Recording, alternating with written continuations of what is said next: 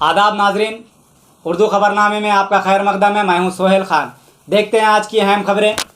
आज निज़ामाबाद आमद पर अमजदुल्ला खान खालिद की MBT कायदीन की जानिब से एक प्रेस कॉन्फ्रेंस का इनेकाद अमल में लाया गया, जिसमें अमजदुल्ला खान MBT तर्जुमान ने रियासती हुकूमत और वज़ीर आला के चंद्रशेखर राव को सिर्फ वादा करने वाली हुकूमत बताया और वादों को फरामोश करने वाली हुकूमत बताते हुए ब्रह्मी का इजहार किया। साथ ही जुडिशियल पावर देने का वक्फ बोर्ड को जो वादा किया गया था उसे भी फरामोश करने और 12% रिजर्वेशन को फरामोश करने का इल्ज़ाम आयद करते हुए ब्रह्मी जाहिर की। तो साथ ही साथ हैदराबाद शहर में बारिश के सबब होने वाली तबाहकारियों पर हुकूमत और अक़लियती जमात और नुमाइंदों की कारकर्दगी पर सवाल उठाए और ब्रह्मी जाहिर की। और साथ ही साथ अक़लियती नुमाइंदों और क़यादत पर भी ब्रह्मी जताई। वक्फ बोर्ड अराज़ियात के तहफ़्फ़ुज़ को यकीनी बनाने के लिए क़यादत और अक़लियती नुमाइंदे क्यों आवाज़ नहीं उठा रहे हैं, क्यों नुमाइंदगी नहीं कर रहे हैं, वज़ीर आला के चंद्रशेखर राव से क्यों सवाल नहीं करते हैं, ऐसे कई सवालात किए और ब्रह्मी का इजहार किया। आइए देखते हैं एक रिपोर्ट। सो नहीं सके हम पूरा तकरीबन 4 दिन से जो है बारिश की तबाही बहुत ज़्यादा है हैदराबाद में। टोटल अभी तक 50 से ज़ायद ऊपर लोगों के मरने की इम्कानात है।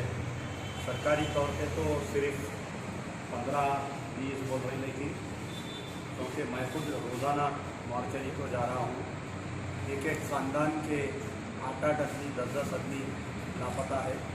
हुकूमत की तरफ से मैं जो है मुसलसल पिछले 30 साल से एक्टिव पॉलिटिक्स में हूँ। मेरे वालिद मरहूम गाजी मेरा तलहाज मोहम्मद अमानुल्लाह खान साहब के साथ फिरने का मौका मिला, मुझे उनके साथ काम करने का मौका मिला। लेकिन इस दौर की जो गवर्नमेंट है, यानी हम अक्सर किताबों में पढ़ते थे कि तानाशाह या आपके राजा महाराजाओं के किस्से सुनते थे, लेकिन हमारे चीफ मिनिस्टर साहब जो है तमाम का जमा तानाशाह, शानाशाह, जो भी आप नाम ले सकते हैं, उसका जमा है। अवामी मसाइल के ऊपर कभी गुफ्तगू नहीं करते और पुराने शहर हमारे जो जितने भी MLA MPs है, किसी में हिम्मत नहीं है जाके उनसे अपॉइंटमेंट लेके मिलने की। उनको जब ज़रूरत पड़ती मुस्लिम क़यादत की, जैसा कबूतर पे आप पैर में छल्ला बन के छोड़ते, जब दिल में आए जब उसको बुला ले सकते, वैसा ये चल रहा है हमारे यहाँ। बहुत अफसोस है कि हालिया जो कोविड-19 अभी गुज़रा, मैं निज़ामाबाद के जितने भी लोग जिनका भी इंतकाल हुआ उनके दुख में शरीक हूँ, क्योंकि कई लोग जो है निज़ामाबाद के फर्स्ट या सेकंड के जो रिपोर्ट हुआ था कोविड-19 का तेलंगाना का, वो भी निज़ामाबाद का ही था। हमारे गांधी हॉस्पिटल में लाए थे। कई केसेस को हमारे से जितना हो सकता था हम कर रहे थे। बड़ा अफसोस है जितने भी लोग निज़ामाबाद के जिनका इंतकाल हुआ उनके दुख में शरीक है। फर्दन तमाम फैमिलीज़ को फ़ोन पर मैंने बात किया और उसके बाद में जो भी रिलीफ वर्क होता था उनसे जो अल्लाह ने उनको दिया हमने किया, बगैर किसी चंदा और धंधे के। और थोड़ा देर से आने के लिए मैं माफ़ी चाहता हूँ, क्योंकि बहुत ट्रैफिक की पूरी रोड तबाह है। कामा रेडी आई जब तक भी हमारे को इतनी ट्रैफिक मिली। सबसे बड़ा मसला ये है कि चीफ मिनिस्टर साहब जो है हालिया असेंबली में अच्छी उर्दू स्पीच करते हैं, तेलंगाना की तहजीब से वाकिफ़ हैं, मुसलमानों की तहजीब से भी वाकिफ़ है हमारे चीफ मिनिस्टर साहब KCR साहब। एक बड़ा मसला ये है कि औकाफ की जायदादों के मसले पर चीफ मिनिस्टर ने बेहतरीन स्पीच दी। मैं समझता हूँ कि हिंदुस्तान का कोई चीफ मिनिस्टर, अगर कोई मुसलमान चीफ मिनिस्टर भी होता तो इतनी बेहतरीन उर्दू में स्पीच नहीं दे सकता। ये बोले कि 60 साल से नहीं हुआ, अब हम करेंगे। बोले ठीक है, चलिए चीफ मिनिस्टर की हर बात पे यकीन करना उसकी रायमा की जिम्मेदारी है। मैंने भी इत्तेफाक किया, लेकिन जो इलेक्शन में चीफ मिनिस्टर के जो वादे थे, केसीआर साहब के जो वादे थे कि कमिश्नरेट पावर्स देने का सबसे बड़ा वादा था, वक्त के रिलेटेड वो नहीं किया गया। उसके बाद में 12% रिजर्वेशन तो बिल्कुल तातील का शिकार है। अब तो हम पूछना भी भूल गए, हमारे कायदीन को वो वादा याद भी नहीं रहा 12% का। वक्त के मामला में जो है कि जो तबाही आज के दौर में वक्त प्रॉपर्टीज़ को हो रही है, आपके खुद निज़ामाबाद का एक मसला है। मैं यहाँ पर अखबारात में मसले को देखने के बाद में हैरत हुई मुझे कि निज़ामाबाद में इतनी बड़ी प्रॉपर्टी और एक शख्स आके उसको कब्जा करता है, फर्जी मुकदमा चलता है अदालत में, वक्फ बोर्ड केस हार जाता है, वक्फ बोर्ड अपील पे नहीं जाता है, उसके बाद में यहाँ पर एक बड़ा शॉपिंग कॉम्प्लेक्स तामीर किया जाता है सराय गाजी 4,300 गज। आप बोलिए आज कम से कम 60,000 70,000 रुपये गज वहाँ पर की ज़मीन है। पहले तो ज़मीन नहीं है वो इस एरिया में। मैं खुद वो फ़ोटो में किसी उर्दू अखबार में मैं देखा, वो देखने के बाद में वो फ़ोटो बड़ा अफसोस हुआ मुझे। उसी वक्त हमारे मोहम्मद सलीम साहब से बात किया। पहले तो वो लाइमी का इजहार कर दिए, मेरे को मालूम ही नहीं है क्या किस्सा है, आप कल आओ अपन दफ्तर पे बात करेंगे बोले। दूसरे दिन मैं दफ्तर पे गया, मैं हमारे निज़ामाबाद के भी लोगों को बोला ये पूरी फाइल निकालो, इसको अपन हाई कोर्ट में अपील करेंगे। तो पता चला कि हाई कोर्ट से भी कुछ ऑर्डर ला लिया हो, शख्स जो कब्जा करा हुआ है। यहाँ पर जो लैंड ग्राबरों की लॉबी है वो इतनी मजबूत है कि चाहे वो कोई भी पार्टी रहो पावर में, चाहे वो कांग्रेस रहो या चाहे वो टीआरएस रहो, कल अगर बीजेपी भी आ गई पावर में तो ये लोग उनसे एडजस्ट हो जाते। ये जो लैंड ग्रैबर्स की लॉबी है, ये तो लैंड ग्रैबर्स से कब्जा वापस लेना आज के दौर में बहुत ही मुश्किल नहीं बल्कि नामुमकिन हो चुका है। तो बड़े अफसोस की बात है कि निज़ामाबाद की इतनी ज़बरदस्त लैंड 4,302 स्क्वायर यार्ड जो 1963 में इसको दिया गया था, इसमें जो है एक बड़ा शॉपिंग मॉल और एक आपके होटल कमर्शियल कॉम्प्लेक्स इसमें बनाया गया है। ये बड़े अफसोस की बात है। तो निज़ामाबाद के लोग जब कविता को सबक सिखा सकते हैं तो बीगला गणेश को भी सबक सिखा सकते हैं। बीगला गणेश ये मत समझो कि मैं दूसरी मर्तबा इलेक्शन जीत गया हूँ, अब मुझे कोई नहीं हरा सकता। ख्वाबों की ज़िंदगी में साल 2 साल 3 साल कोई मायने नहीं रखते। देखते देखते इलेक्शन आएगा, वक्त की जायदादों को अगर नहीं बचा सकेंगे तो सबसे पहले तो टीआरएस की अक़लियती कायदीन को सबक सिखाया जाएगा। उसके बाद में उनकी आलाइका तंजीमें जो मजलिस इत्तेहादुल मुस्लिमीन है उसको सबक सिखाया जाएगा। मुझे बड़ा अफसोस हुआ मुझे फेसबुक पर देखकर कि यहाँ के टीआरएस के कारपोरेटर्स जो है म्यूनसिपल इलेक्शन में यानी ये एमएलसी इलेक्शन में कविता को वोट दिया और बड़े फ़ख्र से ये कह रहे थे कि हमने हिदायत पे किया, हमने हिदायत पे किया।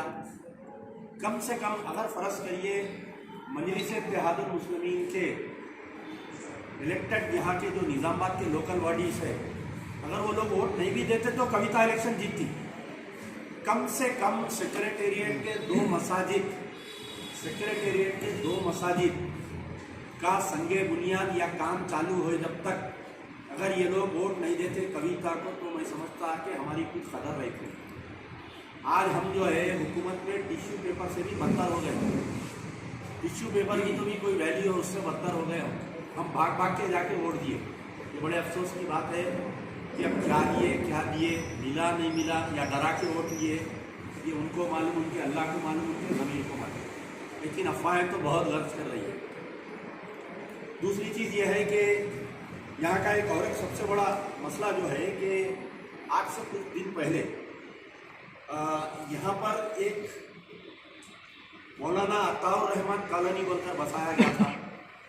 तो तकरीबन 150 मौज़न और इमामों को प्लाट्स दिए गए थे, पट्टे दिए गए थे, जिसमें से सिर्फ 40 जो है आप फिजिकल है। 100 लोग जो है जैसा बल्दिया का नंबर गले में डालने के फिरते वैसा गले में डालने के फिर रहे हो, पट्टे की कापी ले लेके। आज 6 साल टीआरएस की गवर्नमेंट, पिछले साल का 5 साल की कांग्रेस की गवर्नमेंट, टोटल 9 साल हो गए ये लोगों को अलाट होने, मैं समझता हूँ अब तक 9 साल का अरसा हो गया, मैं 9 साल या 10 साल बोल रहा हूँ, तो अभी तक वो भी नहीं हुआ। और एक दूसरा मसला यहाँ पर जो खोजापल्ली प्ले ग्राउंड का मसला है कि एक्सचेंज ऑफ लैंड के अंदर हमको यहाँ पर निज़ामबाद, मैं इससे पहले भी आया था, हमारे मशवरत अली साहब एक टूर्नामेंट रखे थे, मुझे बड़ी हैरत हुई सुन के कि जैसा हमारे यहाँ हैदराबाद में पुलिस का प्ले ग्राउंड है, फतेह मैदान ग्राउंड है, निज़ामबाद जो है सेकंड कैपिटल ऑफ तेलंगाना है निज़ामबाद। हैदराबाद के बाद में अगर कोई कमर्शियल कैपिटल बोलिए, तहजीबी कैपिटल बोलिए, मुसलमानों का फायाकत बोलिए, छोटा दारुसलाम बोलिए, आप जो चाहे वो बोल सकते हो, वो निज़ामबाद है। निज़ामबाद में स्पोर्ट्स के मामले में, यूथ के मामले में कोई प्लेग्राउंड नहीं है, कोई मुस्तकबिल नहीं है। पिछले 25-30 साल में Nizamabad has not produce any sportsman और स्पोर्ट्स वुमेन, क्योंकि स्पोर्ट्स कोटा होता है सेंट्रल गवर्नमेंट में, स्टेट गवर्नमेंट में 10%, 8%, सेंट्रल गवर्नमेंट में 10% स्पोर्ट्स कोटा होता है। अगर हमारे बच्चे स्पोर्ट्स कोटे में स्पोर्ट्स में ट्रेनिंग लेके कोई सानिया मिर्ज़ा बन सकती, या कोई आपके बैडमिंटन स्टार और एक वो बन सकती, या अजहरुद्दीन बन सकता, लेकिन निज़ामबाद की पिछले 50 साल की तारीख में हम एक स्पोर्ट्समैन को नहीं ले सके। उसकी क्या वजह है? जबकि 25 साल से कॉरपोरेशन पे रूल है, 6 साल से टीआरएस का रूल है, 30 साल से कांग्रेस का रूल है। कोई भी मेयर बदल रहा, लेकिन कांग्रेस का या टीआरएस का या एमआईएम का आ रहा है, लेकिन तीनों पार्टियां मिलकर एक प्लेग्राउंड नहीं बना सक रहे। क्यों नहीं बना सक रहे भाई? आप एक स्टेडियम ये बोलिए। बिगला गणेश से मेरा सवाल है, यहाँ के बीजेपी के एमपी इलेक्शन में तो हिंदू मुस्लिम करे, तुम जीते, कम से कम 5 साल काम करो, लाओ सेंटर के कुछ फंड्स लाओ। आपके सेंट्रल गवर्नमेंट की जो स्पोर्ट्स मिनिस्ट्री है, आपके स्पोर्ट्स मिनिस्टर से जाके बात करो, बल्दिया से फ्री लैंड लियो, लेके यहाँ पर एक 200, 300, 500 करोड़ का एक बड़ा स्टेडियम बनाओ, ताकि कभी यहाँ पर भी आईपीएल के मैच निज़ामबाद में हो सके, यहाँ के भी लोग अपना नाम रोशन कर सके और नौकरियों में स्टेट गवर्नमेंट में, सेंट्रल गवर्नमेंट में स्पोर्ट्स कोटे में आ सके। हाँ, और एक सबसे बड़ा मसला, मैं जब भी हमारे सदर साहब का पोस्ट देखता हूँ तो मालपल्ली जूनियर कॉलेज का मुझे बड़ी फिक्र होती है कि और कितने चीफ मिनिस्टर बदलेंगे और कितने मेंबर ऑफ पार्लियामेंट बदलेंगे, और एक मेंबर ऑफ पार्लियामेंट को 5 करोड़ रुपए फंड दिए जाते हैं, एक एमएलए को 3 करोड़ रुपए एमएलए एलईडी स्कीम में दिया जाता है, एक एमएलसी को 3 करोड़ रुपए दिए जाते हैं, जबकि खुद कविता पल्लव ओढ़ के मुसलमानों की महफिल में, रमजान में आके, आयते करीमा के महफिलों में आके, खत्म कुरान के महफिलों में आके Mallepally junior college, girls junior college को चालू करने की बात कहे। आज वो बात करके भी 6 साल हो रहा। पहला term as a member of parliament गुजर गया, 6 महीने का संन्यास गुजर गया, फिर एक नई एमएलसी सीट मिल गई। मेरी गुजारिश है मोहतरमा, कम से कम अब तो लाज रखो निज़ामबाद वालों की, आपके निज़ामबाद के टीआरएस के कायदीन की लाज रखो। गली गली लोग पकड़ के पूछ रहे हैं उनको, जो चेयरमैन है यहाँ पर, वाइस चेयरमैन है, उनसे आवाम सवाल कर रही है मल्लापल्ली गर्ल्स जूनियर कॉलेज कब चालू होगा आखिर। इन मुद्दे थे, और उस ज़मीन को बचाने के लिए वक्फ प्रॉपर्टीज़ को मेरे से जो खिदमत हो सकती मैं करने तैयार हूँ।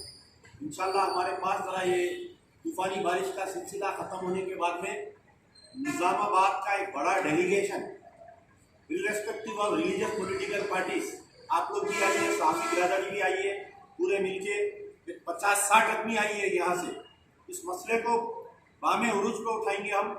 वक्ती अगर उसको नहीं पूरा सकते हम, तो उसको हम वक्फ बोर्ड का किराएदार बनाएंगे, हम उसको परेशान करके। वक्फ बोर्ड अगर जिस दिन चाहेंगी कि ये सराय मीर की जो ज़मीन है वो हमको वापिस होना, चीफ मिनिस्टर के लिए 1 मिनट की बात नहीं है, वो कॉम्प्लेक्स को लॉक करके उसको फोर्स करके वक्तिया हम जाके तोड़ा नहीं सकते, वक्तिया जाके हम कब्जा नहीं ले सकते, लेकिन उसको इमीडिएट हम वक्फ बोर्ड का किराएदार बना सकते। जो मार्केट रेट में किराए के जो ज़मीना जाते हैं वो किराया हम उसको देना। पहली हमारी ये रहेगी, मैं आप तमाम से अपील करता हूँ, तमाम प्रेस बिरादरी से अपील करता हूँ कि मसले को 12 उठाइए आप लोग। निज़ामबाद के प्रेस वाले जियाले हिम्मत वाले हैं, वहाँ से और ज़्यादा हिम्मत वाले हैं, जो चाहे किसी भी पार्टी का मसला रहो, अगर मिल्लत के खिलाफ ज़रा भी जाता है वो, तो उसका मसला बराबर उठाते हैं। बड़ी खुशी होती है मुझे। शुक्रिया। और कुछ है तो